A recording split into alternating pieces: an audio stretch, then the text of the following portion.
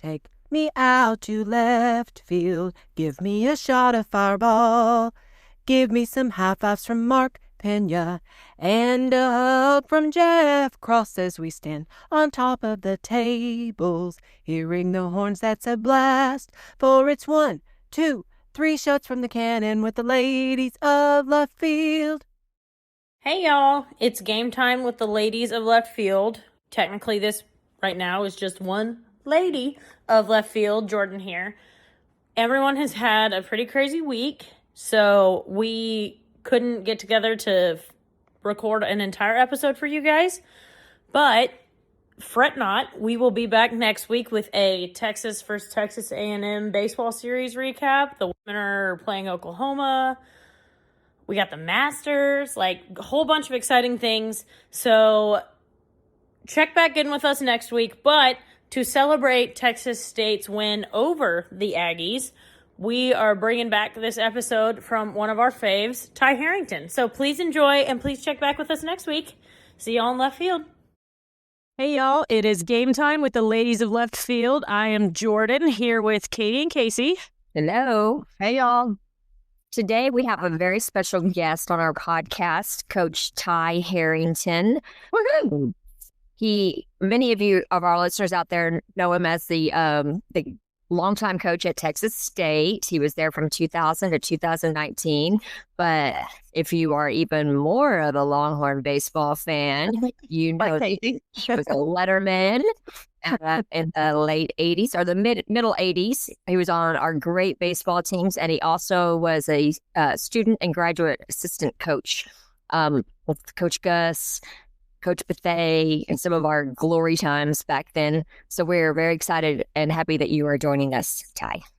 Yay. Well, I'm glad to be here. First of all, I would tell you this. I got really excited when you said the late 80s because I felt a couple years younger already.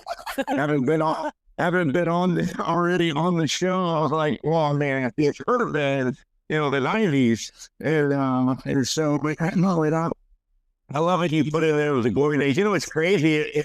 The 80s were so much fun for a lot of reasons, right? If you grew up in it, it was a different time in space, and for a lot of us, but for college baseball, it was. I've said this before, whether I'm right or wrong doesn't matter only to me. But the 80s were like the beginning of what you see today, because it became ESPN and college baseball. You would hear the metal bat thing on TV as opposed to a wood bat in professional baseball, and it started to kind of identify, college baseball as a different game. And all four of us right now are doing this podcast, but if you watch each of us turn to our left and or right, we're probably watching LSU and Arkansas play as we're speaking. So, but that just goes to show just how much college baseball has changed. And man, I've been fortunate to be a part of a lot of it. Yeah, I know. We're so excited to hear more about it, hear about your experiences, Ty, as a player, as a coach, and then your insights, on the game now, on the game that we're all watching. This is a big game right now. LSU and Arkansas, SEC powerhouses. We joke, Casey all the time loves to joke that, since Texas has come to the SEC, we have really dominated, when they thought we wouldn't maybe. So that's been fun. But I think real quick, y'all, before we get to Ty, we always start this show off with quick hot girl headlines, we like to call it, just across sports. We're getting closer to the dead time of sports. But Casey, you want to tell us a little bit about some golf that's happening? Yes, this past weekend we had the U.S. Open, the third major of golf season, and it was quite the golf tournament. Super crazy ending on Sunday. The scores were so low, high, however you want to describe that. But I mean, it was to win with was it -2 or minus? I mean, and the course was a complete beast to all of them. But JJ Spawn came back and had that clutch back nine. Just pretty amazing. He bogeyed 5 of the first 6 holes and then came back to win. So he is your U.S. Open champion 2025. And that final putt, man, was amazing. That was cool to watch. Yeah. Yep. And right in on Father's Day is always cute. Yeah. all the questions about Father's Day, I love it. That's why even talking about a College World Series too. I love some of the networks will always do like talking to dads watching their kids play, which I think is so cool. It always makes me tear up a little bit. I know, so sweet. I know having his 2 girls there was so cute, and his wife, JJ's fun, so that was awesome. And that's all the backstory about him is really inspiring as well. Yeah. All right. Only other big thing is like go Thunder. I don't know. I think they're gonna take it. Game 6 is on Thursday. They're a big favorite now, especially with Halliburton down with this calf injury. Coach Rick Carlisle saying that they don't even know if he'll suit up. I bet he will, but I bet his time will be super limited in Game 6. So it's looking good for the Thunder if that's who you're cheering for, like the team I've decided to cheer for.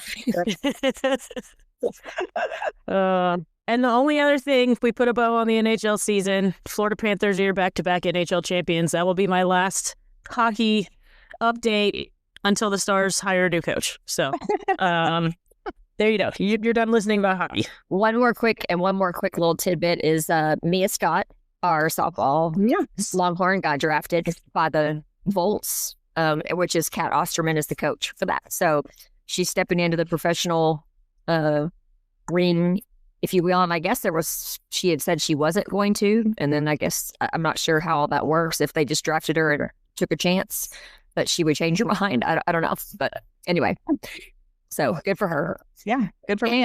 Yeah, so quick updates on the College World Series for those of you who are not as into it like us. Like Ty said, you're not watching all the time, on your phone, on your TV, wherever chance you get. But a couple of big things have happened here just recently. Earlier today, Coastal Carolina really dominated 11-3 over Louisville.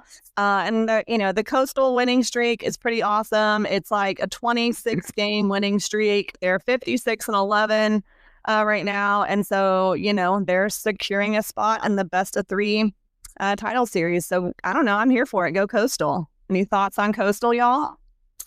They're looking really good to me. I mean, they can hit the ball, that's for sure. Mm-hmm. So I think even today, I think I heard them say that, it was all hitting. Like Louisville only walked 1 guy, if I heard that right. So, it's not like they're, taking advantage of bad pitching or errors and that kind of stuff. So, yeah. It's good. And winning 26 games in a row is very impressive and not very normal. So, Yeah, I don't know if I'm supposed to jump in or not on this or not, but Yes, yeah, you are, definitely. yeah. I would say it is. It's crazy. Coach Stahl, who is the head coach now for Coastal, the year Coastal in 2015 when they won the national title, that very next season, they moved into the Sun Belt with us, and so you can imagine what that look like for us, for everybody. All of a sudden you get a new team in your conference, and oh, by the way, they won a national championship, and we also got Southern Miss at the same time as well. And Coach Stahl's an unbelievable guy. He was with Gary Gilmore, and Gary, who really got the program going at Coastal, and obviously was the head coach in 2015, who stepped away, retired a year ago, and when you go there, it's a beautiful ballpark, right? College baseball is, what they were known for. Now they've expanded their athletic department to more. But if you're around the college game a lot, like you guys are, you recognize the name, you recognize their success, and you recognize how great a program it is. Yep. What a lot of people don't know is they're like, wait a minute, Coastal Carolina, who is that? And now they're going to play for their second time to Omaha. They're going to play for their second national championship. And interesting, today came across the game, not that I was watching it at my office, but just in case somebody, that they talked about there were a handful of teams that their first 2 times they had gone, they'd won national titles. Texas was one of them at 49 and 50. And then I think Yale was another one, and I think they named a couple of other ones that the first couple of times they gone that they won national titles. But the Coastal certainly have a chance. They can really, really fish.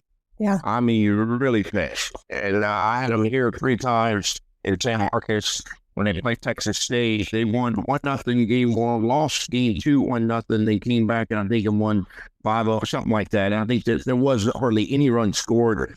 And even Coach Stahl admitted, and I visited with him before the game on Friday, and he talked about, hey, this isn't a typical Coastal team where it's just all offense, or they've been a power-oriented type team. Their ballpark plays as well. He said, we can really finish. And that was before the game on Friday. And I got to look at, not only look at the numbers, then I got to watch it. And they didn't disappoint when it comes to, showing what they can and can't do. So it'll be interesting to see. I think a lot of people thought the 2 best teams were playing right now, Arkansas and LSU. I think on paper, that's real. The one thing I would say is I felt like at the beginning, I had LSU a couple times this year, and saw them in February even, and I had them in Globe Life, and it was a different offense than what LSU had been. And even Jay Johnson, before the game, when I spoke with him, he was talking about, I said, hey, you guys, y'all hit and ran, they squeezed, they safety squeezed, they drag bunted, they double steal or stole twice against DBU in a game that they played back in February. And I remember asking him, I was like, hey, what's going on? He was like, hey, I'm a West Coast guy. I like to be able to put signs on and run plays and do different things. And so their offense kind of fit for it a little bit. LSU and Arkansas, 2 of the more talented. Jay Johnson, who has built his offense to be able to play in every ballpark. The wind's going to blow out tonight, I think is what I read or heard before the game. And then tomorrow was supposed to blow dead ends. Whether there's a game tomorrow or not, tonight will probably dictate that, obviously. But anyway, look, this thing's been, with Coastal, it's been fun. With Arkansas, you're looking at one of the more talented teams, and then LSU. Obviously, if you're a Texas fan, everybody gets a little bit. I think will be a tremendous rivalry, personally, in the SEC. We already have a built-in one with the Aggies, and it's been that way for since the beginning of time. And but now with LSU, because I think if you ask a bunch of the ex-players, there's that rivalry because they've got one more national championship. Mm-hmm. For sure. Yeah, and everybody's got pride, right? Yep, absolutely. Well, it's funny that you bring up. It's fun hearing your perspective on the LSU offense. It's something that we've talked about this year for Texas's offense. Being around a while, Casey loves some Aggie ball, loves a bunt, loves getting players on base. And it's something that maybe has not happened as much this season. And so that's funny that you bring that up. And it is kind of cool to see LSU doing that more than they typically have been known for. So speaking of Arkansas too, I want everybody to know we can't go without talking about, how pitcher Gage Wood, really etched his name in College World Series history, throwing the first no-hitter in the tournament in 65 years and striking out 19 batters. When they beat Murray State, we were all kind of had a little Cinderella hope for Murray State. How could you not? Feel good story.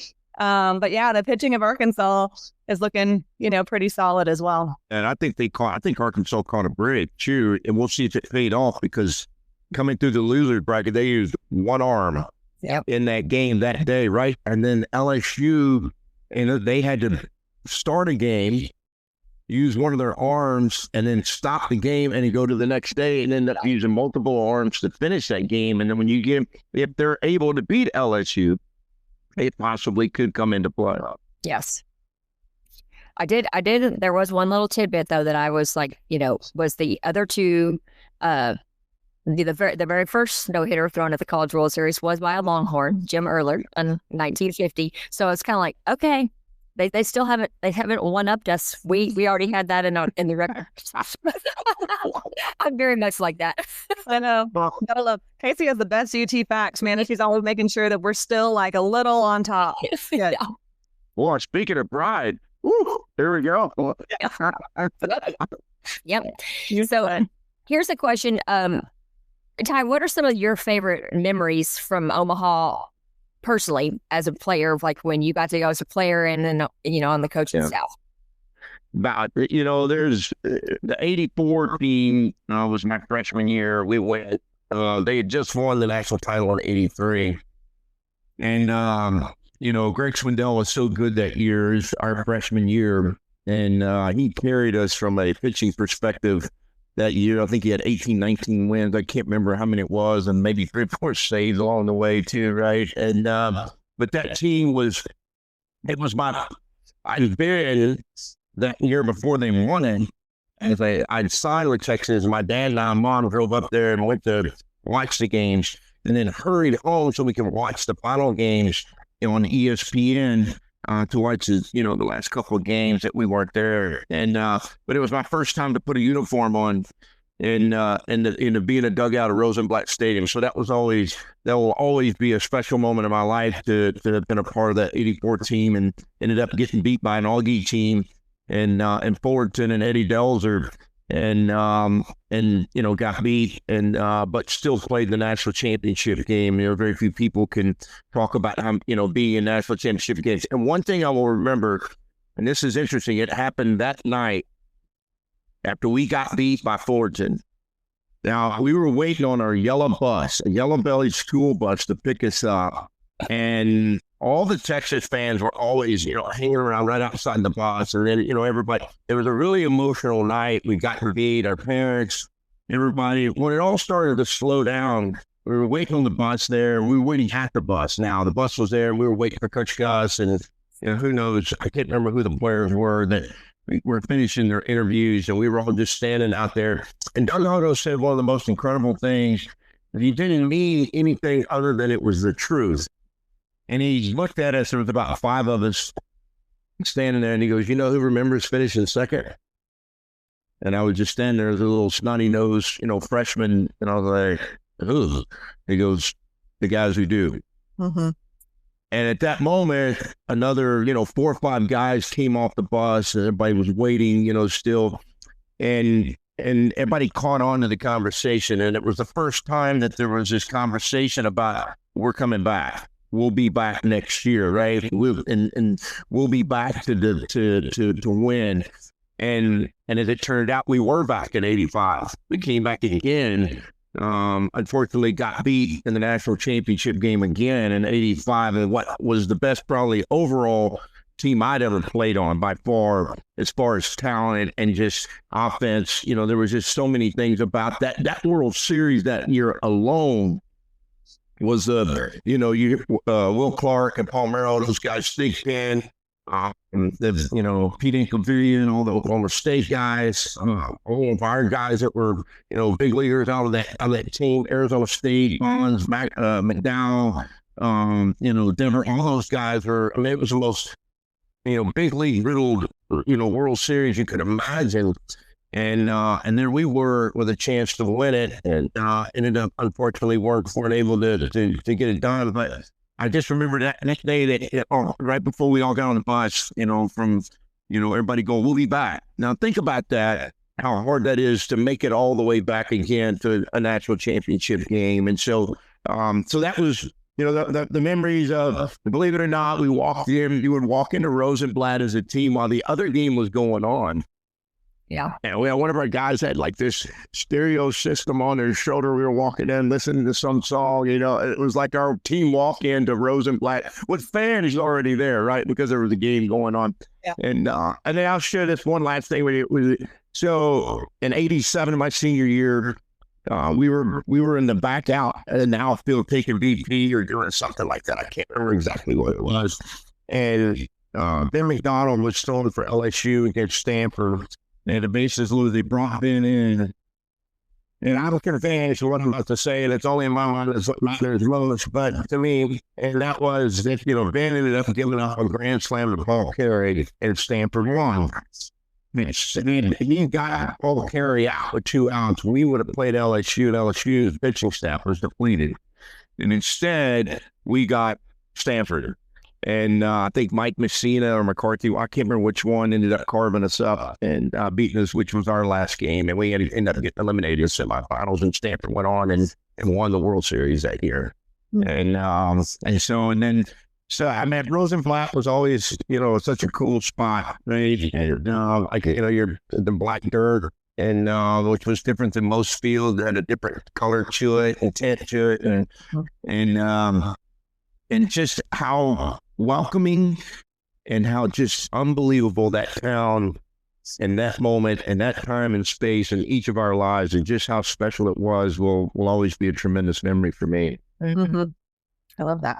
Well, that kind of tees up my next question, because I was going to ask about your thoughts on Rosenblatt versus Charles Schwab TD Ameritrade, whatever it's called now. Yeah, good Chuck. It's a lot. Rosenblatt was a more offensive ballpark. That'd be part of it. And it had the middle grandstands and it had the old minor league ballpark, feel to it. It's always going to be special to people like us that were there to watch games, to be a part of games, playing games, coaching games. That's always going to carry a special place, or it should anyway. Mm-hmm. And that part always will. And the new ballpark, the first time I went, I just remember walking down from downtown into center field, and it just sounded modern and how beautiful it was, but also how big it was. Mm-hmm. The stadium and the ballpark, the playing field itself was a big stadium.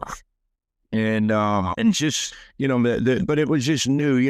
The last year I was in Omaha as a coach. I went back as a junior college coach because I had some players that played in the national championship game for USC and Arizona State. They'd put in the box up in the left, would have been right field line or third or first base line down there, and they'd redone some boxes and different things. But I'll tell you what, if you think about this, when I hear the word Omaha, I always start thinking of the Oregon that plays during the game. Oh, yeah. And just, you don't hear that many places, right? But it was always in Omaha. Mm-hmm. And it's just, if you go back even to the 80s in Rosenblatt, they would hit a foul ball. If you hit a foul ball and go up on the net, right?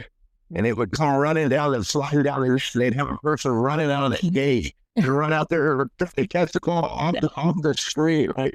And you just have to win how wonderful and just how beautiful that place was and it is, and it just the representation of college baseball is truthfully for me. Yeah, as a fan, I spent way more. I went to Rosenblatt way more than I've been to the Chucks. So maybe that was just like that when the Longhorns were going all the time as well. But we had plenty of good times. We knew how to tailgate in that parking lot really well. And yeah. Well, let me ask you guys, what's y'all's favorite memory of whether of Omaha, whether it's Rosenblatt or the new one? What are y'all's favorite memories of it? Mine was 2002. Got to go. I went to like every game except for one. I got lucky, and I was already working in the football office, and I got to fly up on Bill Duvall and Baker Montgomery. Yeah.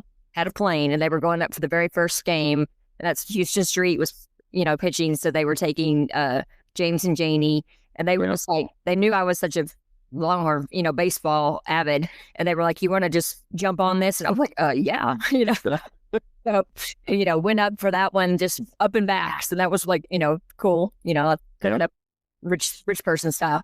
And then when we won, after we won, like the next game, there was me, Stacy, Jackie, a couple of her, Jackie's brother. We jump in Stacy's mom's minivan and truck it all the way up there. And then we end up, Mark and Katie we had just met them earlier in May, and they somehow call us, and we were like, come on, you got room. They crashed on our hotel room floor. It's awesome. I was going to say, yeah, that was the first. And then in 2005, Mark and I joke, I think we were there the entire time. I mean, we were there for like 14 days, and we joked that we were washing clothes at our extended stay, hotel, motel, because we were like, are we living here? Are we ever going back? And, we made lots of friends, and I think we went to the zoo for a day because we needed something else to do. But then all the players from multiple schools, I mean, this is probably something that, shouldn't be, I won't say exactly which schools, but I don't know, maybe our tailgate started to be known. It was really close to the stadium. It was like right around where you kind of drove through, and we would play wiffle ball games out there all the time as we're enjoying beverages and everything else. And then multiple times, team players from various colleges, that were playing in the College World Series would see us or come by to watch a game. They'd all stop and play wiffle ball with us, multiple times. And so that was fun. Also, we were known to be at the casino a time or two. and saw all kinds of players doing all kinds of things. And I mean, realized I didn't play so well the next day. You know, you were like, yeah, but lots of fun. We also got to, got blessed with some good tickets, but also figured out that if you know, at the time at Rosenblatt, every morning they would sell like, I don't know, like whatever tickets weren't used, or somehow they had all these leftover tickets, but you had to wait in line early in the morning. And if you got there and waited in the ticket line, you could get really good seats. Like they had, people would, I guess, turn theirs in or something. And so they would sell them at really reasonable prices. So, I mean, we had a rotation of getting there at gosh knows what time in the morning, almost like sleeping, you know, there on the concrete and being ready to get in and get all the extra tickets we could get for all of our friends that were coming up too. So, yeah, it was fun. I say Rosenblatt was a good time. See, and I'm a little bit younger than everybody else, so I actually never got to see Texas play in Rosenblatt. So probably my coolest College World Series memory is I was in Omaha in 2018 for work, and lucked out that Texas. I'd already been slated to be there for work regardless. So when Texas made it, I got to be, you know, out on the field during practice day, and actually got out on the field for a couple of the couple innings during the game. So that's probably my coolest Texas in Omaha experience, because that was one of the only times since I've been around that I could go. Yeah. Well, it's a neat spot. You know, it's interesting too. When I was a junior college head coach, I think about this. I haven't thought about this in years until you guys brought this up, but I had like 3 or 4 kids that were in the World Series that next year. I'd been a head coach at Northeast for a couple of years, I think. And then Skip Johnson and I drove up together. And then Tim Tadlock was going to meet us there, but something happened and he couldn't get it. But we all were meeting up there to go watch our kids play, because we were all a bunch of junior college brats. And had a blast. I mean, like, we were staying at Motel 6 or whatever it was, and we didn't know any different anyway, right? We were all doing because that's what that's what you did. Yeah. And when I look back at it now, and you know, both of those guys have been back as head coaches, and rightful and how great their careers have been as well. Yeah, that's cool. So fun. That's really cool. Well, so Mark asked us, we had Mark on last week, and he asked us a funny question. And speaking of different stadiums, I would love to hear your thoughts on this. So Mark asked us if we had any thoughts on how the dish could be improved for the fan experience. I mean, really using it anyway, but we had some interesting insights on how the dish could be changed or improved for the fans. Do you have any thoughts? Well, yeah, everybody's got these grand illusions about maybe, or, you know, I say, what if we did this, right? But what you're limited to, you know, because of roads and different things like that. Always thought it would be so special, cool to have left field right into the right of you guys. Well, I guess to the right of you if you're looking out, and to have toward that score above Yeti, to have, you know, left field bleachers. I think it would be interesting to see if they could, you know, almost do what they've already done in the Yeti Yard to create something, you know, similar to that again. I don't know what else. I mean, you know, we're so landlocked. I don't know whether we're the 41st acre or still on the 40. I'm not sure, but we're you know, it's a little bit of, you know, we're landlocked, you know, as to what can be done. I guess we can always go higher. They're going to feel up. Yeah. Yeah. The only real estate left in Austin is in the air. Yeah. And so this won't probably not any different. Yeah. Yeah. You had some of the same thoughts that we did. We were like, put a Yeti Yard in right field, you know, go up, do the Gus Pavilion in the left field. Yeah. We were thinking the same things. You know, it's like finding room for friends to hang together. Yeah. Oh, I think it's key. So yeah, we were like, you know, we have our left field just because we want to hang out and be social more than anything else. I mean, most of us have season tickets out there, so it's just about hanging with your friends and watching the game at the same time. But yeah, all right, fun. Thanks, Coach. All right. Yeah, and I gotta be honest, Reed, you guys have a little special niche in the world out there. And it is a special niche in the world. And now it's our world because we all, are fond of disc golf and Texas baseball and in different ways. And, but it is a special, unique niche in the world. Yeah. Coach, I was going to ask a little bit more kind of about your transition now from coach to media analyst. How has that been? It's been awesome. It may not be for y'all, but it is for me. And so I love it. So, hey, look, in my mind, it's fun and it's good for me. So, it's been great. Look, I got that fell in a unique way, right? I wasn't planning on it at all. The only thing I had ever thought about was when I got out, I talked about, or in my mind, I thought, well, maybe they let me do some radio here or there, or do whatever, something like that. But that was it. And then ESPN Plus, the platform really grew, and Texas State, said, hey, how would you like to do this? I was like, I don't know, sure. It'd be great, I guess. And they were like, well, come in. I went in and auditioned, for lack of a better word. And so I actually auditioned calling a game, my last game as a coach, actually. And so it was really weird.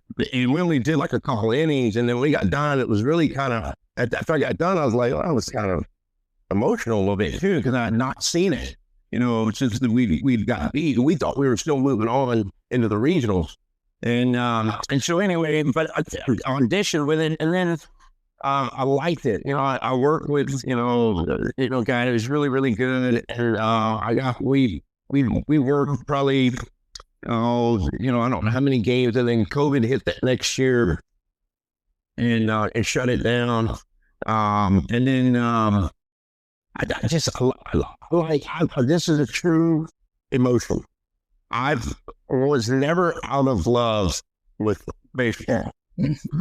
I had been to a point in my career, my personal life had changed. There were some other things, changed professionally. I wasn't, as I didn't have the same love for the game as I'd once had. I didn't know it completely. And then when I got back into the TV part and even radio too with Craig, man, I fell back in love with it. And everything that was going on with it. From 30,000 feet, I could see the game differently. I saw the game so cleaner. I saw just how beautiful it really is as a game again, without having so much emotional involvement. I lost that. All of a sudden, my eyes got clear, and I saw the game for the perfect game that it can be, and how beautiful it can be. And I saw it again. And it was so fun for me and so enlightening for me. And so it was, it was not a breakup, a total breakup between me and the game. And it was like we were separated for a little bit and then got back together. And it was, when you get back with your girlfriend, your boyfriend, man, the first month is unbelievable again, right? And so, in a lot of different ways. And so it re-engaged me for something that had been a part of my life my whole life. Look, I had 2 jobs. Prior to me getting out of college baseball, I'd only had 2 jobs. I had a paper route, and I was a college baseball coach. And that was it. I worked summer camps. As Casey and I worked summer camps with Coach Gus, but that doesn't count. And so that was it. So, yeah. So it wasn't, nobody taught me, like I've never been taught anything. I'd never been told, don't do this or do that. And so my first year that I did it, people would I would talk over the play-by-play. I didn't know anything different, right? And then some guy would, hit me on the ribs and he'd go, that's what, it's all word by trial of probably screwing up everybody else's show. And then, hopefully it got a little better. And then when I moved into the transition to radio with Craig, it was unbelievable, right? I mean, you're working with, I was nervous. I hadn't been nervous. When I would do TV stuff, I wasn't nervous. I was more anxious. That's all the story, right? But when I worked with Craig, I got nervous. I was like, oh my God, this guy's known Craig for a long time. But here I am about to go on with him. I'm like, I may not say anything till like the fifth inning. I'm going to stay in my corner and not say anything. And that didn't work out that way. But anyway, and he was a great, and has been a great guideline for me too on that part of it. All the way I've met some other, directors and producers and people that have tried to help me out a little bit. But the biggest thing for me was, I think, and again, it only matters to me. I think sometimes have a different angle than some people because it's a coach's perspective. Mm-hmm. Not just the player perspective, but a coach's perspective too, and what a coach is going through, and what's going through his mind, and not just the personality of one player, but the personality of 35 guys and the game, and then the other 35 guys that you're competing with, and so there's a different perspective at times. That I might can have, whether it's entertaining or not, or good or bad, that's all for everybody else to decide. But it is a little bit different perspective, I think. Mm-hmm. I think that's such a good point. I would love for us to have you, Greg, and Keith calling all of our games. Oh yeah, no, be unreal. To watch. Yeah. I mean, that would be the best. Because it'd be unreal because you got two great players.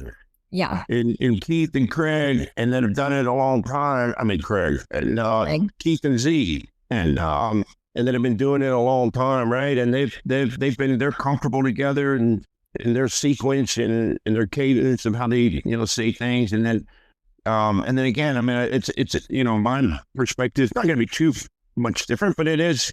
There are times that it does come out, probably a little bit different, as to what might be what's about to happen, possibly.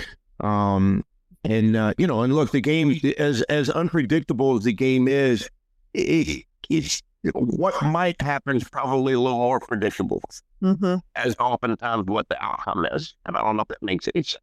Yeah. No, I think having that coaching perspective is huge. Just out of curiosity, are there any coaching decisions during this College World Series that have really caught your eye? Anything like you're like, oh, that was super bold or risky, or like you said, kind of the LSU, getting more guys on base. It's not quite typical. Anything else like that? No, man, everybody really performed in their personalities, in their team personalities so far. I don't if I'm saying that the right way. Like they've done a little bit of what they do.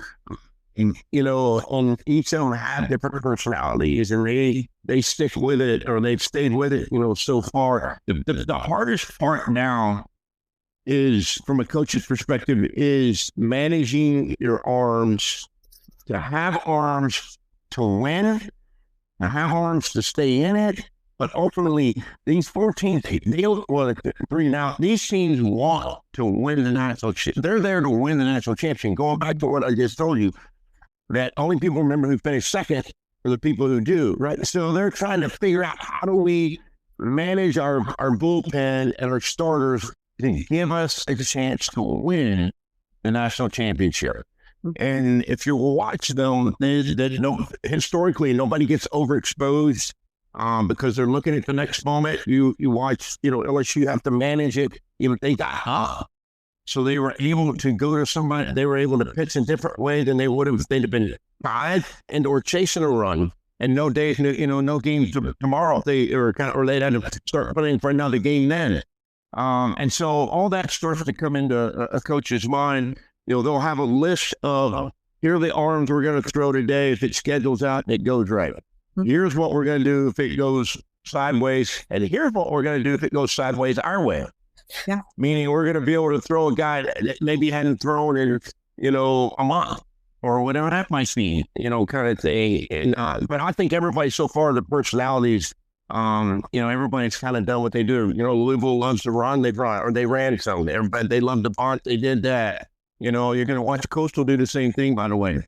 Coastal's, they're going to play a smaller game too. They're going to make you defend the whole field, not just not just defending the batter's box, which is where a lot of power. Arkansas probably spends more time just making you defend the batter's box, meaning that they're a lot of power and they're going to swing more often. They're going to get X amount of swings in any game and try to land on so many balls. And I think LSU, when they get to it in a tighter game, you'll see them go to a little bit smaller part of their game as well. Okay. So this is kind of shifting away from the College World Series and just more about baseball in general. How would you describe the state of college baseball like now in 2025 and moving forward, and especially with NIL and transfer portal and everything that's going on? You don't have enough time. Y'all don't have enough time. Let me start off by saying you probably asked the wrong guy in the sense that if you guys have got plans tonight, or if you're really wanting to watch the night thing in this game.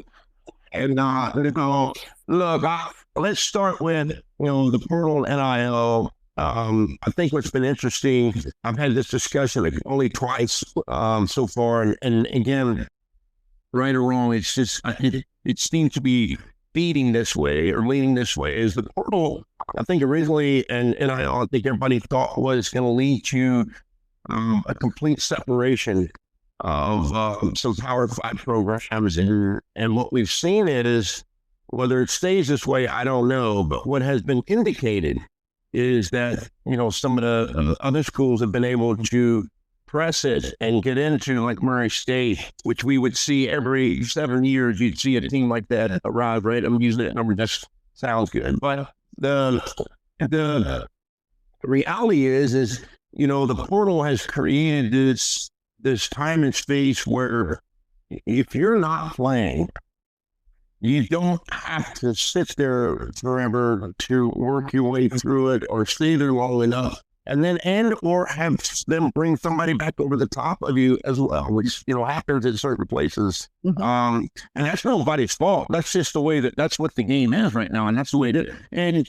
And I think you'll see guys, from some of these bigger programs go to their junior year, maybe even the senior after they graduated, and you get the benefit of one. You got an older player transferring with a lot of experience that's been in a Power 5 school that, has faced those arms in practice every day, and has been in big games, per se, but maybe just wasn't a full-time starter on the mound or offensively. And so the portal has created that opening for somebody to have an option. I want to go play immediately. And I think it's, allowed that. As far as the NIL space, I don't know what it's done. I mean, that's a whole nother discussion, in my opinion, that really, I think we need, for anybody to pass complete judgment on it right now, I think they need to take in a 3-year period of what really happened. Who's really getting this amount, right? Who's really doing, got this amount of money. The numbers that were thrown out of there out 2 years ago were not even close to what was real, but everybody, it's like a rumor got started and all of a sudden it gets, quadrupled or whatever it might be. But I do think it's going to be an interesting study for somebody to do it, to look at the effect that it's had on college athletics. But this question that you're asking is about the sport that we love, and that's college baseball. Now, I'm going to head down that path, which and we started this podcast with the idea of what college baseball looks like. You guys all have different pieces in your life that this time of year resonates in your brain of just how special it is. We went through memory lane when we started this conversation, talking about Rosenblatt and talking about, different, and then we made our way, Jordan, to your era of the new ballpark and everything. Along the way, college base, and we talked about ESPN Plus. And college baseball is bigger, better, more popular, more graceful, more exciting, and just every word you can use to describe something that you care about and that you love about something. I think college baseball is in that space right now. And if you look at the number of people that are watching games on TV, the number of people that are going to games, the conversation that the four of us are having tonight on a Wednesday night in June. And so if you start thinking about all those things, it starts to translate. We're not the only ones Mhm. I mean, you look over into the current TV and it's in commercial right now. But if you look, there are people, swarming that stadium.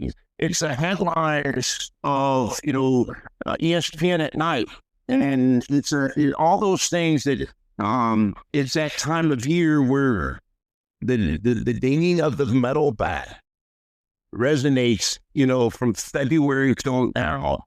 And along the way, it just keeps getting bigger. And I've been, look at the resources that college administrators are putting into it.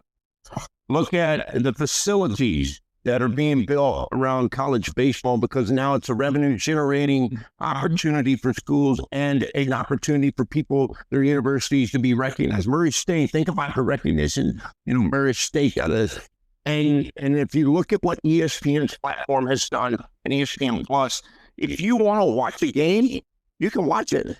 Mm-hmm. I mean, and I just think people now look at it and go, hey, look, I want to watch college baseball tonight. Or I want my son, or I want my daughter to watch college softball, but I want my son to watch college baseball because that's what he's, playing on this summer league team. And this is what he aspires to do. And now you couldn't find it in the 90s. I used to see, I think there were a couple of channels that would have something, and but that was it. And so the state, I mean, it's grown exponentially. I think it's unbelievable right now.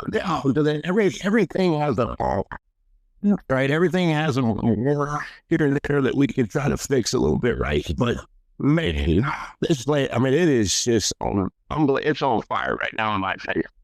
Yeah. It has definitely made it more accessible, exciting. Yeah, it's fun to watch. Uh-oh. Did Arkansas just hit? I think Arkansas just hit a home run, friends. Yeah, they did. They hit a homer. Okay. That's solo? Solo. Solo? Yeah. Yep. Well, they're calling up the hogs right now. I can tell you that. No more. The worst. This is a funny random one, and you don't have to answer because I know you have to go into a lot of these places, but who's like maybe the best fan base and the most annoying fan base you've ever had to listen to or be around? Hmm. Wow. Okay. Well, I've been to almost all of them at some point in time, either when I was at Texas State or Texas. One of the hardest ones back in the day, in the 80s, was going to Vanderbilt. Mm-hmm. And my senior year, we had to win 2 out of 3 there to win the Southwest Conference, and we did. Kevin Garner got us a show through a complete game, 9-inning. He never thrown more than 3 or 4 innings in a game all year, and he goes complete 9-inning, win for us. But it was because the dugouts were small, and you had fans right there, like you were walking on, and there were people standing right there, and letting you know how they talk about you and your family and your heritage and everything that went with it, and then I've been there. LSU was, LSU and Louisiana Lafayette are similar. Mm-hmm. That it's the most engaging, and then the game gets going, and then they're hollering at you, and as soon as the game's over, they're beating. Yeah. So there's a lot of different emotions going on there, right? And but it's always fun and exciting, and I like part of that too is when you would pull your bus in on game day at those 2 places and others. But when you pulled your bus in, there was tailgating everywhere. Yeah. Yeah. And you can kind of see your kids kind of all of a sudden go, all right, this is going to be all right. And this is going to be fun. Mm-hmm. And so, look, I'm sure there's others that, man, when I was in the South one, it was always, going to Nichols and playing in front of 50 people then. And, it was a challenge, but, for your players and, different places like that. But now that place has even grown too, and they've done unbelievable as well. But, there's always the places that you would have circled on your calendar that you looked at. For me, I enjoyed going to this fall to some level. I knew it was always going to be a challenge to win. It was always a challenge midweek. For us to win, and but I liked going back there. That was home for me, right? But it was also, to go play in this fall was our kids loved it. I mean, they enjoyed it too. And then if we go around Rock and do different places too, yeah, I mean, they're not like by the time the game gets going, you fans are on it. You're so mad at an umpire at that point in time anyway. Yeah, worry about that. Oh, Yeah. that's great. Yeah, I love it. That was a fun question. All right, Coach, maybe one of our last ones for us before we let Jody and Shelly get all personal. But what advice would you give a young coach watching this year's College World Series, like dreaming of leading a team there someday? Any words of wisdom? Yeah, there really is. I don't know that I'll be able to formulate it in a way that would make a whole lot of sense for everybody. Mine's probably more out of experience. And the game itself is still about the players and trying to really, truly teach them the right way to play, or trying to teach them the way to play the game in a manner that makes them better, that gives them a day to, reason to wake up every morning and still love and enjoy it. And then also I read something this morning on social media that came across that, some parent is praying for their child to have the best opportunity they can have playing baseball. Do your job as a coach. And if you think that and put that into perspective of what that means, and from a leadership perspective of what you're trying to do for some person's life, in the direction you want to take them, and you want to help them get to, I think is still one of the most remarkable things about coaching. What has made it tough is it is a business, and can be a transactional business. There's a lot of things that go into that, right? And the amount of pressure that coaches are on. I mean, that's a human emotion and a human feeling too. And, I think that, it's still having that faith in what you're doing is still leading young men.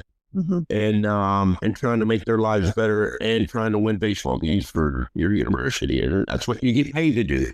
Right? That's what it is. So, but in reality, if I was a young coach, because what I do recognize is coaches that are smart enough to work as hard as you can work, or possibly work within the confines of what they give you to work, and then you really work hard for your university and for your kids, as importantly, things to work out. And for a young coach, I would ask them to, kind of follow those guidelines. It's easier said than done, too, by the way. It truly is. Yeah. Well, as a principal of an elementary school, I kind of tell my young teachers the same thing. So it's not that. Yeah. I mean, we're here for the kids every single day. If you lose sight of that, then you lose sight of like your why and the passion why we come and do this work every day. So yeah. Yep. Yeah, there's a way to look at this, particularly about the university, whether it's University of Texas or, Texas State as well. But as coaches, the moment you think you're bigger than the place you're done. This place was University of Texas and Texas State, both two of the dearest places in my heart. But certainly University of Texas, I know you guys, dear to y'all, but and all of us, but that place has been here for a really long time. And you know what? It's going to be here longer than we're gone. Yep. That's right. Our job, or anybody's job when they're a part of it, is to help it, to keep building on to it and to what it stands for and what it can be, and facilitate the best way we can to success, and that's the way it is. But this place is going to be here long after we're gone. Yep. That's such a great way to wrap this up with you, too, with some wise words of advice. I love this. Well, thank you again so much for taking the time to talk with us. Thank you. Yes. Always. Thank you. Now, you guys, next year, the only thing I'm going to say is next year, if I don't come on in February before we get started, I'm going to boycott left field. I'm going to stand out in right field by myself with the headphones on, and I'm going to go get a picnic table, and I'm going to set it out in right field. I'm going to sit on it by myself. If you guys don't ask me to come on before the season gets started. I'm writing this down right now. Yeah, Yes, you're noting right now. Yes. Definitely. You're back on. This was great. I love storytelling. I love hearing all about your experiences and your insights. It's been awesome. Ty, thank you so much. And you're definitely coming back on. Yeah. Well, thank you guys. Anything, I tell you what, you guys do such an unbelievable job. It's fun to get a chance to spend some time with you. But I would say this, one last thing, and I try to say it as many times as I can. College baseball is bigger and better than it's ever been. And you three ladies are a big part of it as well. And so y'all's love and passion for it is unbelievable. And it does not go unnoticed. It is completely noticed. Thank you. All right, thank you. That means a lot. Yeah. All right. See y'all in left field. Welcome. Welcome.